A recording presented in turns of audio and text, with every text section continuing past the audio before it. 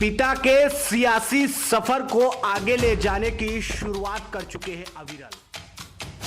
स्वर्गीय राजा हड़हा के बेटे रिंकू सिंह अपने पिता की सियासी विरासत को बचाने के लिए समाजवादी पार्टी के खिलाफ जाकर निर्दलीय मैदान में कूद पड़े। बाराबंकी जिले की सबसे हॉट सीट दरियाबाद विधानसभा की बात करें तो यहां सपा के दो दिग्गज नेताओं की दूसरी पीढ़ी सियासी मैदान में ताल ठोक चुकी है।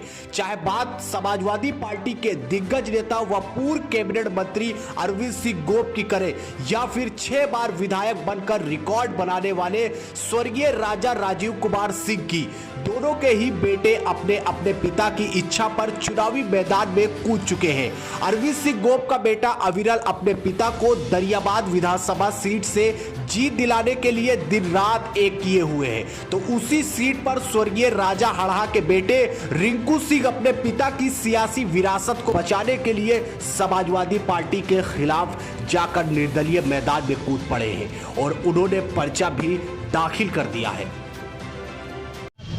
अब मैं तो आप समझिए कि कुछ नहीं समझ पा रहा हूँ मेरी फाइट किससे। मैं तो अपना पक्ष केवल जनता के बीच दरियाबाद में रखने जा रहा हूँ कि जो मेरे पिताजी को आघात हुआ, जिससे उनकी मृत्यु हुई है, अगर आप लोग कोई सम्मानजनक उनको श्रद्धांजलि देना चाहते हैं तो उनका ये आखिरी इच्छा थी कि ये चुनाव लड़ा जाए। आप ये मानते हैं कि टिकट ना मिलने की वजह से उनको ऐसा आघात पहुंचा और उनकी मृत्यु हो गई? तो बिल्कुल ये मैं मानता हूँ, क्योंकि उनकी जितनी भी मेडिकल रिपोर्टें थी वो सब फिट थी और 27 तारीख को जब ये टिकट की घोषणा हुई उसके बाद ही उनको हार्ट अटैक हुआ। वो किसी हॉस्पिटल में एडमिट नहीं थे, कोई ऐसी बीमारी भी नहीं थी। आपके पापा ने नॉमिनेशन किया, किस तरह से आप उनका सपोर्ट करेंगे और क्या चुनौतियां रहेंगी?